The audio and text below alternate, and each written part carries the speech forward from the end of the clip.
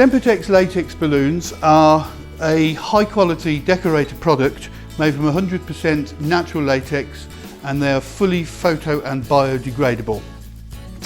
Because they're made from latex, they can be inflated to a range of different sizes, and it is very important to ensure that they are accurately sized from the point of view of flying time and economy. A difference of 10% in diameter can make a remarkable difference of between 40 and 60% of capacity, so it can cost an awful lot of money in helium if you overinflate your balloons. Always use a latex inflator for obvious reasons. That can be a trigger valve, push valve or bendy tip, whichever you prefer. And use a sizing template. Here we have one that packs down quite well for transportation, and you literally just flip out the template that you wish, or others are available that are the more recognisable cube with the different sized holes in. But whatever you use, make sure that it is accurate and you use it in the prescribed way.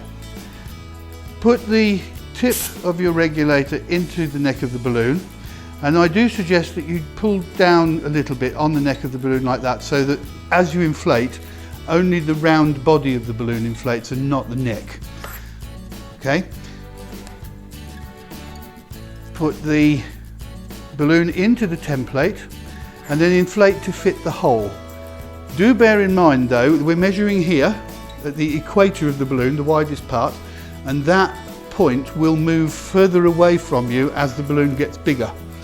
So you need to make sure that the template is always at the equator of the balloon. So pull back on your hands as you inflate, and when the balloon fills the hole snugly, but not so tight that it's difficult to push through, that balloon is now properly sized. Let's look at this again from the side to show you exactly where to position the template. This is the equator of the balloon here. So we hold it against the template there and pull back on your hands as the balloon inflates.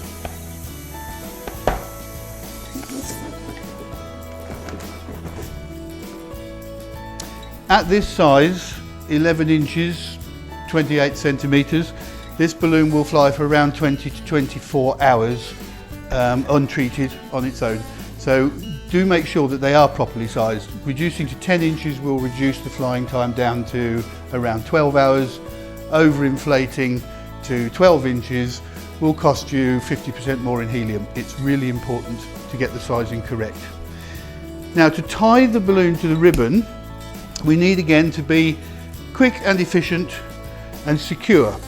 You could tie the knot in the balloon and attach the ribbon afterwards. Perfectly fine to do that, but it does take quite a lot of time. So if you can perfect this knot, it will save enormous amounts of time going forward when you're doing large volumes of balloon. Hold the balloon in, well, in my case, my left hand, you may prefer your right, and drape the ribbon over the neck of the balloon, like so. 2 fingers behind the neck, thumb in front, and just pull the ribbon through to the back. So we have the ribbon across the neck of the balloon, sticking out the back there. And then all you need to do is to tie the neck of the balloon around these 2 fingers, like this.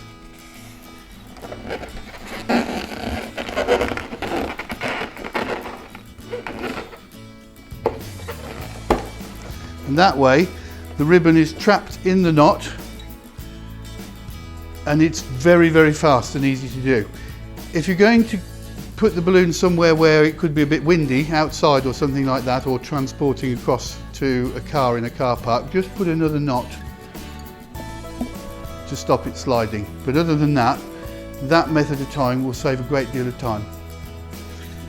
That's the basics of inflating and tying a latex balloon.